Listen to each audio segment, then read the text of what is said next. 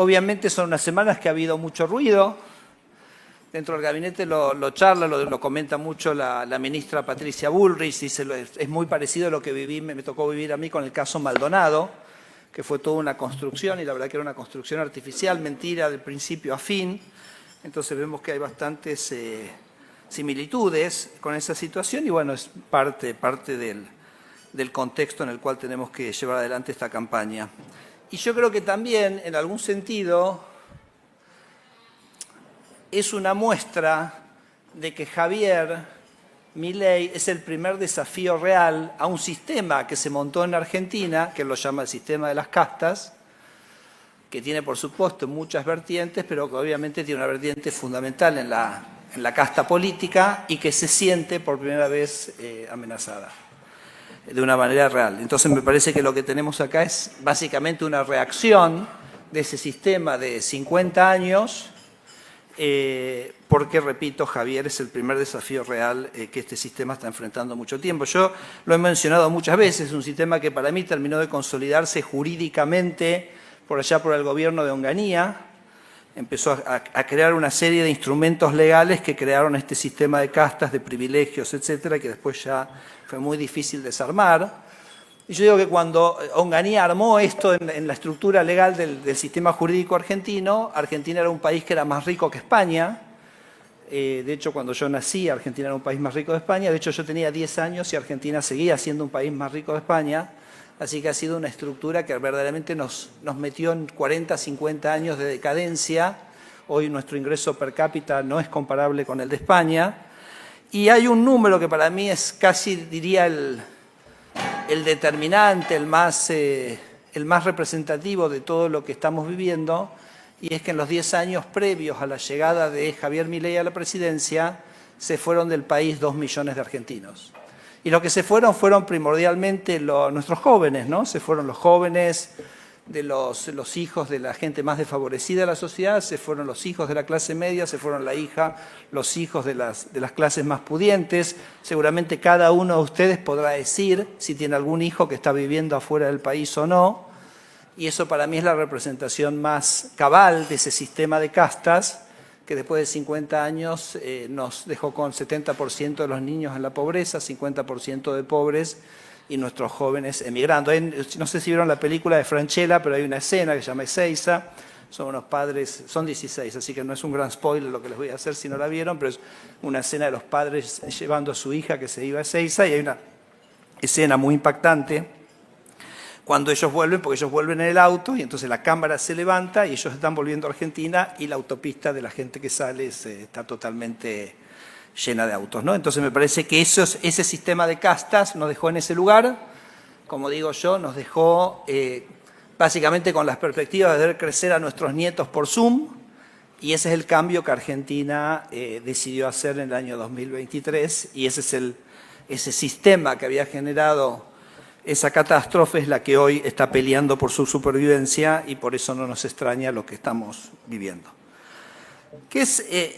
Pero sacando ese ruido, ¿qué es lo que hay por detrás de ese ruido? ¿Cuáles son algunos de los logros que este gobierno hizo en este escaso menos de 2 años de gestión?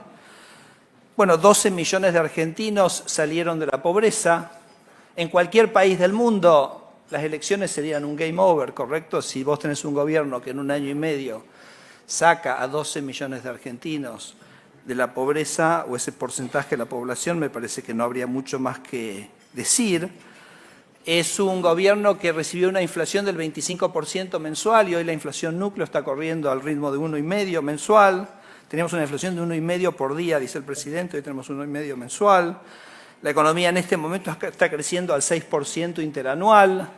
Las exportaciones, el último número de exportaciones, crecimiento de 7,5% interanual. Si tomamos el conjunto del año 2025, las exportaciones vienen creciendo en volumen 5% interanual.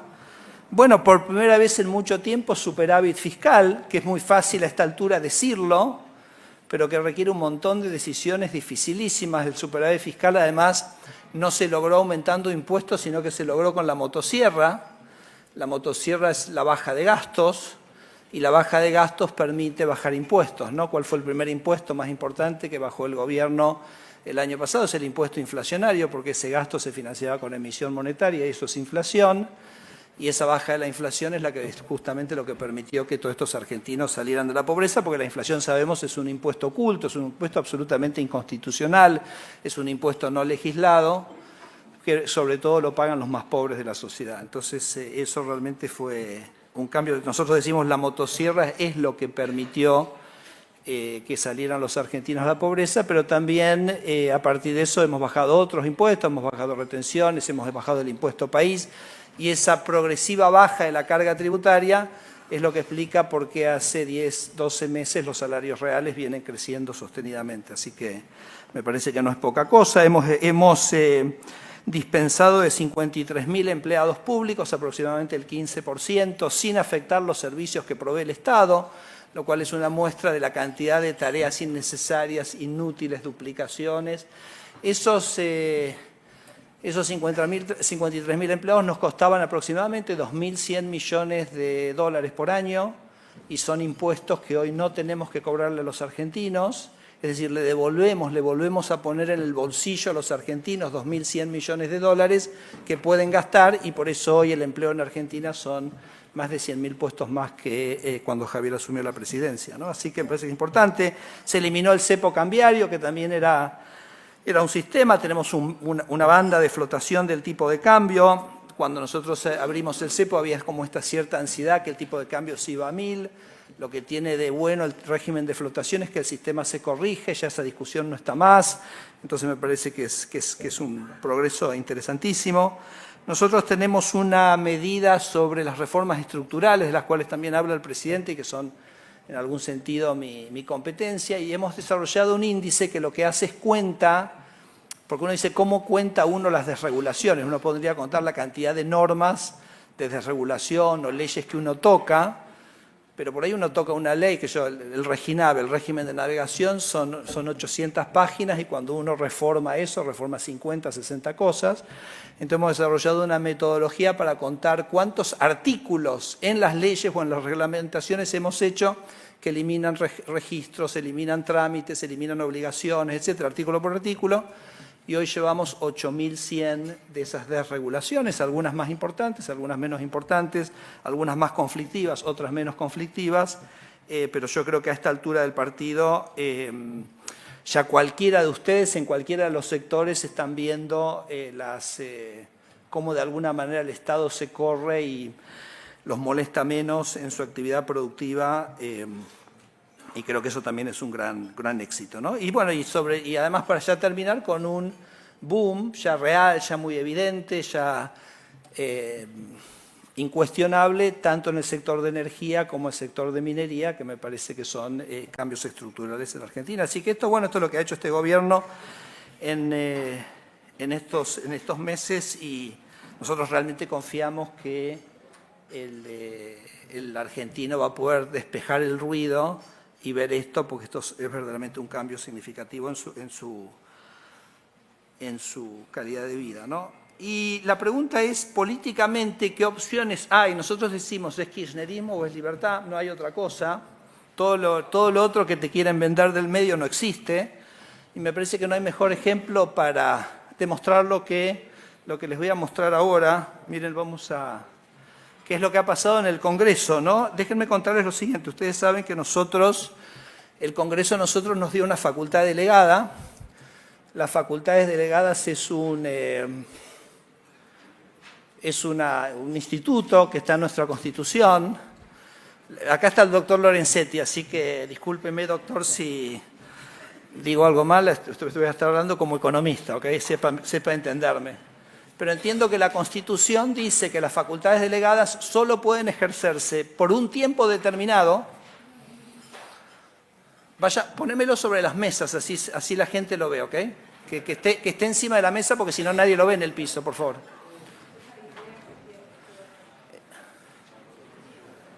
Estamos ahí, no sé si alcanzan a ver una cinta que estoy... ahora les voy a contar en un minuto qué es esta cinta, ¿ok? Para que sepan, esta es la estructura de los cargos jerárquicos de Vialidad Nacional. Joaquín, ponémelo sobre las mesas, te pido, por favor, así se puede ver. Entonces, vuelvan acá un minuto. Las facultades delegadas, dice la Corte Suprema, solo pueden ejercerse por un tiempo y en una cosa muy específica.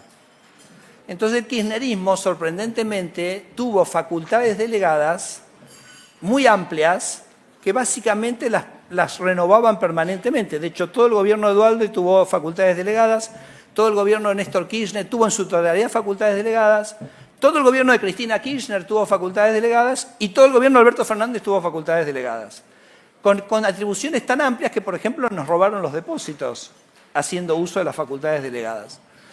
Nosotros quisimos hacer un uso de las facultades delegadas muchísimo más institucional. Dijimos, va a ser por un año, pedimos solo un año porque sabíamos lo que queríamos hacer con las facultades delegadas, no queríamos gobernar con facultades delegadas y en una materia específica que fue muy discutida con el Congreso. Yo, por ejemplo, quería una facultad de delegación de desregulación que no obtuve.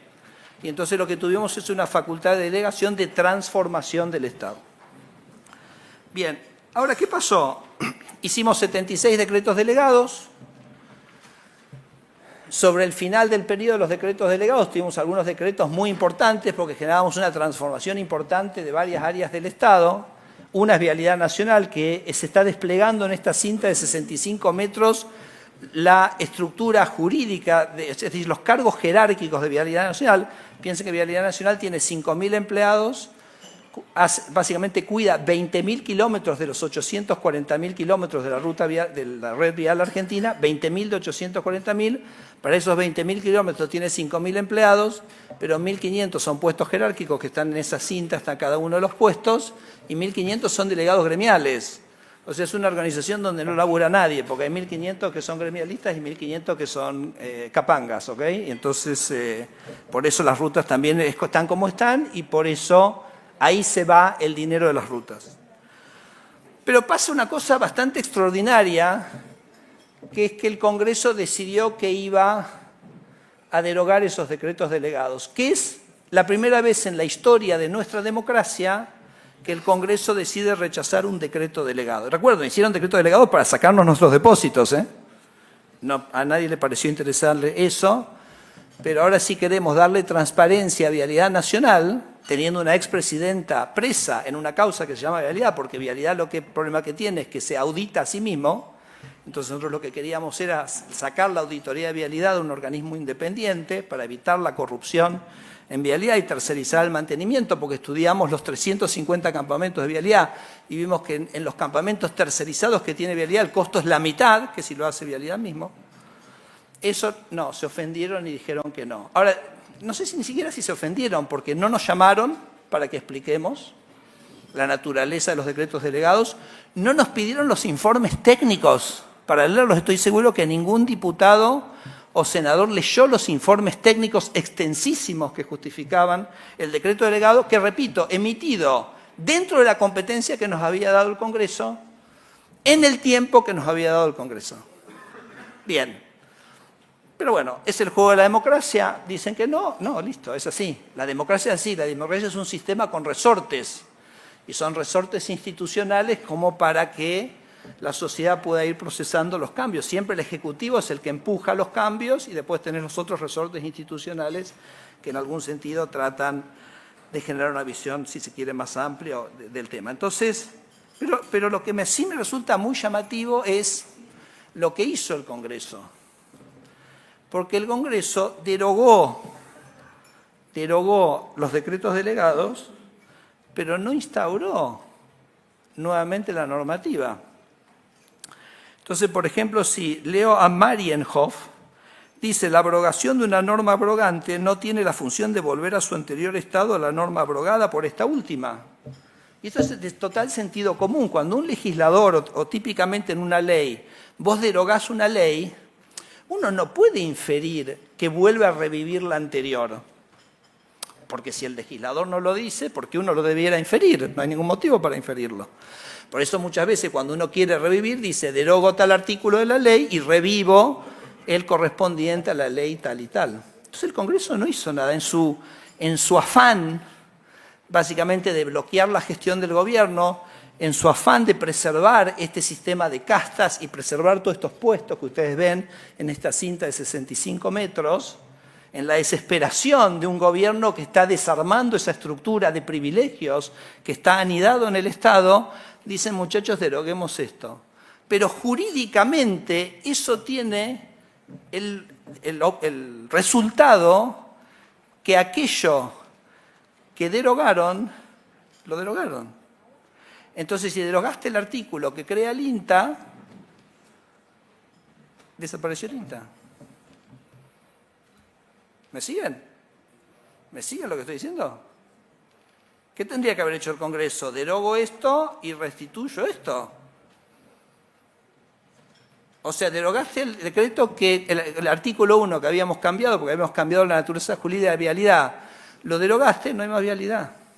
Entonces, hoy a las 12:00, todos estos organismos, yo no sé si es que no sabían lo que hacían, no sé qué interpretación darle, porque digo, como dicen los norteamericanos, you have one job, ¿correcto? Y tu one job es legislar. Entonces tenés que saber cómo estás legislando, porque el Congreso está para legislar. A las 00:00 del día de hoy nos dejaron sin todas estas instituciones el Congreso Nacional. Por eso hoy, si ustedes miran el boletín oficial, en el DNU, hicimos 2 DNUs, obviamente tenemos una situación de urgencia inmediata, básicamente se ha quedado el Estado sin INTA, sin vialidad, etcétera, donde nosotros estamos haciendo lo que el Congreso tendría que haber hecho, que es restituir el régimen jurídico. La verdad que podríamos haber puesto cualquier cosa en el DNU, porque ellos lo que hicieron fue destruir todo. Pero respetando lo que entendemos fue el espíritu de lo que quiso hacer el Congreso, van a ver en los DNU que salieron hoy, que básicamente restituimos la normativa, las estructuras jurídicas y los organigramas previos a los decretos delegados. Estamos tratando de cumplir con lo que nos parece que el Congreso quiso hacer y que no hizo porque lo único que hicieron fue una cosa que desde el punto de vista institucional, de legislación, etcétera, verdaderamente fue una aberración. Por supuesto es cierto, bueno, Argentina está transitando instancias de su democracia inexploradas, porque durante el kirchnerismo, acuérdense, el Congreso era una escribanía. Yo la escuché, y fue una de las cosas más impactantes que escuché en la campaña, la escuché a Diana, cuando le hicieron una entrevista, y todo el mundo le decía, no, pero va a llegar Javier, y Javier no va a tener mayoría en el Congreso. Y Diana contesta, pero eso no es lo que estamos pidiendo hace mucho tiempo, que haya verdadera independencia de poderes. Bueno, eso es lo que estamos viviendo, ese es el sistema en el que creemos. Eso quiere decir que un día vas para acá, un día vas para allá, tenés retrocesos, tenés avances. Pero la verdad que cada uno tiene que cumplir con su rol. Si el único rol del Congreso es legislar y en la legislación produce una devastación, lamentablemente tenemos que entrar a suplir esa falta, no sé si de profesionalismo, lo que sea. Y después con cosas absolutamente, desde el punto de vista político, cosas insólitas. O sea, yo realmente ver a la coalición cívica votar con el kirchnerismo para preservar la estructura corrupta y poco transparente de vialidad, les juro, era algo que nunca pensé que iba a haber. Por eso yo les digo, la única elección es libertad, la libertad avanza o Argentina retrocede, es la libertad o kirchnerismo. El resto yo no sé si es que comulgan ideológicamente, que no se animan, que son débiles, que tienen síndrome de Estocolmo. Todo el resto de las fuerzas políticas terminan siendo funcionales al kirchnerismo. Y el kirchnerismo es, a la postre, esa escena en la película de Francella, de ese auto que viene solo a Argentina y todos los que se van. Entonces yo por ahí termino ya con esa interpelación, ¿no? Hay mucha gente que, nada, vivió dentro del sistema, le fue bien dentro del sistema, mira para el otro lado.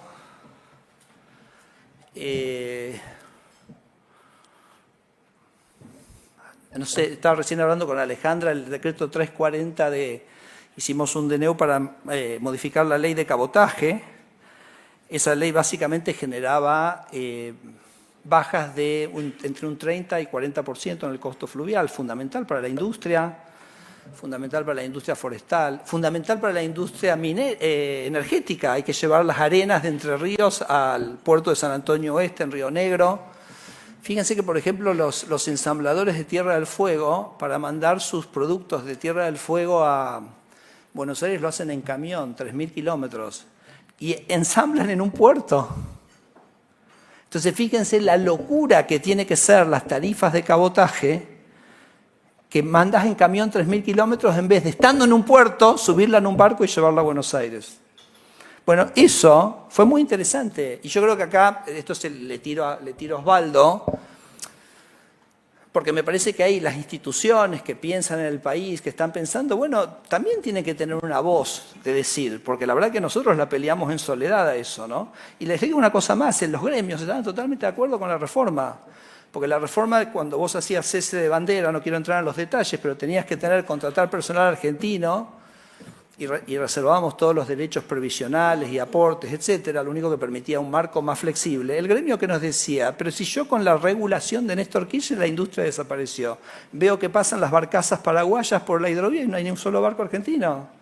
Yo con gremio me quedé sin afiliados, entonces me tengo que dar cuenta que para que esta industria cambie tengo que cambiar. Y en realidad el que la bloqueó a la reforma, el que hizo lobby, fue la única empresa que había quedado funcionando, fue un empresario. Una empresa que se llama National Shipping, presentó cautelares, hizo ley en el Congreso, fue acá, fue allá. Porque ellos, claro, no querían más competencia, querían seguir cobrando estos precios exorbitantes que hacen que alguien en Tierra del Fuego decida ir en camión en vez de ir en barco, ¿correcto? Entonces, bueno, en fin. Yo lo único que les digo es, está bien, puede ser que a los de National Shipping les vaya bien, ¿ok? Pero hay un precio para pagar de eso. Hay un precio para pagar por este sistema. Y el precio es el que le decía, es que van a envejecer viendo a sus nietos en el Zoom. O sea, el precio de mantener este sistema de castas es perder a nuestros hijos y es perder a nuestras familias. Quiero decirles que nosotros, el presidente, en primera instancia, nosotros tenemos una convicción y una perseverancia en este proceso que es absolutamente inclaudicable. Nos gustan las batallas, pero entendemos que, bueno, lo que estamos viviendo, vuelvo al comienzo, es simplemente esta defensa corporativa de esta casta y estamos súper felices de poder ser parte del grupo de gobierno que está tratando de cambiar a la Argentina. Muchas gracias. Muchas gracias. Permanezca.